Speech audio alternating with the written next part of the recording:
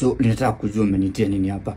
So kati sisi kama your brothers and sisters we are concerned, unakunywa sana. Na tujui mbona unakunywanga sana wewe. Hebu tuambie mbona unakunywanga hivyo? Mnataka kujua mbona nakunywanga sana? Yes. Okay. Kwa sababu okay. Hata hamna adabu mkiniita kuniuliza mbona nakunywanga sana. Sawa. Tuanze na wewe Joroge. Joroge uliniambia nifanye mass communication. Juu ulikuwa unafanya kazi NTV, utaniorganizia kazi producer alikuwa rafiki yako. What did you do? Hata sikuwa nimemaliza mass communication, hivi nenda kumaliza tu nipate diploma, ukaquit, ukafungua YouTube channel ya traveling. Mahali hata unihitaji unaekanga tu simu yako hivi unatembea. But I angry? No, I'm not angry.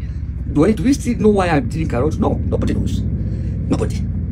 Jerry wacha kushinda ukismile hapo na kuona. Kwanza wewe nasikia kama dadangu, nasikia kama naweza kumaliza. Uliniambia ninywe dreadlocks. Utanio connect nipate bibi yule rafiki yako alikuwa anaitwa Jennifer. Nikanyoa ni hata sikuwa nimerusha mistari miezi 3, ukamnoki ukamuoa ukakuwa lesbian. Ukaniacha matani. But am I angry? No, I'm not angry. Do you still know why I drink so much? Nobody knows. Nobody. Karanja, mama Karanja, wewe Karanja. Wewe uliniambianga aje?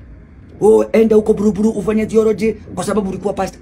Ukuje najua na bishop atakupatia Paris moja. What did you do? Niko huko Buruburu nasikia ulianguka. You are no longer a pastor. Sasa unauziaga watoto bangi. Unadhani hatujui? But unadhani hakuna mtu anajua?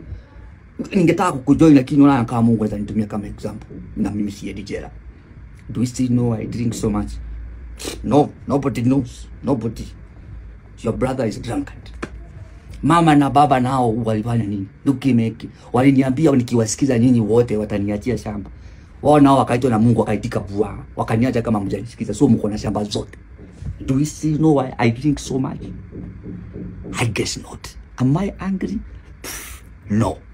So mkae chini mtafute mkutano mwingine ya maana munite. In the meantime, niko pale kwa Njoki kwa Kera.